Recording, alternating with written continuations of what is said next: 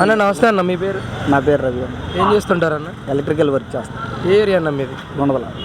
ఎలా ఉంటుందన్న గద్దె రామ్మోహన్ రావు గారు ఒకవైపు, అవినాష్ గారు ఒకవైపు, ఎవరు గెలిస్తే బాగుంటుంది అనుకుంటున్నారు? అదే ప్రజలు ఎవరిని ఎన్నుకుంటారో వాళ్ళ తీరుని బట్టి. ఎందుకంటే ప్రస్తుతం ఉన్న పరంగా ఏంటంటే లేబర్ వర్కులకి ఇబ్బంది అయిపోతుంది. ఎంత ప్రెజర్ అయినా కానీ లేబర్ మీద పడుతుంది, కానీ ధనికుడి మీద పడదు.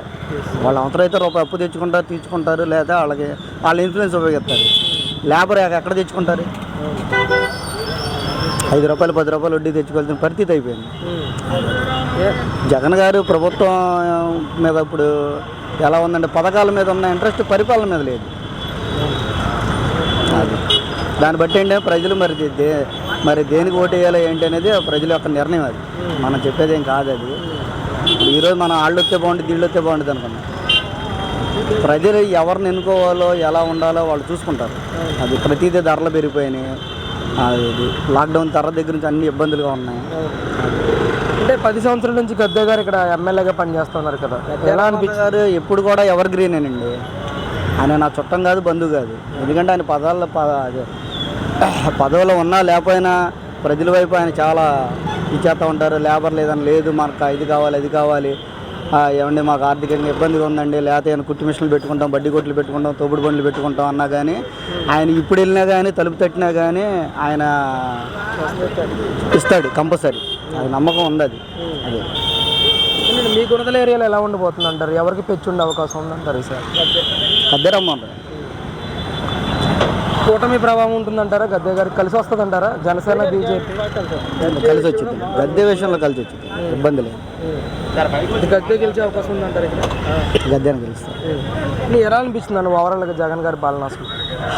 అదే పథకాల మీద అదే చెప్తున్నా కదండి మీకు. అమ్మఒడి, ఆ ఒడి, ఈ ఒడి. ఏమంటే అమ్మఒడి అంతా 13,000. సరిగ్గా పని ఉంటే మేము ఎలక్ట్రికల్ చేస్తామండి, వారాల్లో తీసుకొస్తాం 13,000. నేను 15 సంవత్సరాల నుంచి ఎలక్ట్రికల్ ఫీల్డ్ చేస్తున్నాను. ఎప్పుడైనా ఇలాంటి పరిస్థితులు? ఎప్పుడు లేదు. ఉద్యోగస్తులు కూడా మా యంగ్ చూసి దడుచుకునేవాళ్ళు. నెలకు వచ్చేప్పటి 70-80 వేలు సంపాదిస్తాం. ఈరోజు 20,000 10,000 తెచ్చుకోవడం వల్ల ఇదే ఉంది. ఎందుకన్నా ఇంత ఆర్థికంగా ఎంత కుదేలైపోయిన పరిస్థితి వచ్చిందంటారు? రొటేషన్ అవ్వకుండా ఇప్పుడు మేము వర్క్ పరంగా ఆలోచించుకోవాలంటే ఇసుక ఉంటే కన్స్ట్రక్షన్ జరుగుతూ ఉంటాయి. ఒక బిల్డింగ్ వర్క్ చేయాలంటే 230 మంది మేస్త్రులు కానీ కూలోళ్ళు కానీ పని చేస్తేనే తప్ప రొటేషన్ అయ్యిద్ది. అందరికీ రొటేషన్ అయ్యిద్ది, చిన్నోడి దగ్గర నుంచి పెద్దోడి దాకా.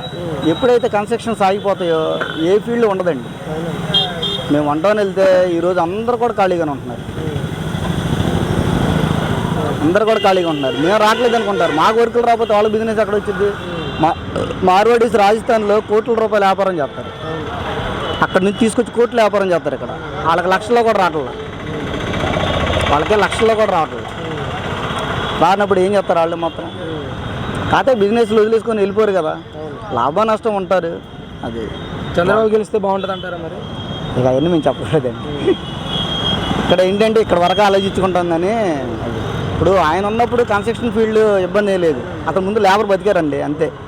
ఇప్పుడు 100కి 60% లేబర్ ఓట్లు వేసేది, 30% వాళ్ళ నిర్ణయాలు బట్టి పెద్దవాళ్ళని బట్టి ఇది చేసుకుంటాం. అట్లాగే నువ్వు లేబర్కి ఇబ్బంది అయితే అంతే కదా.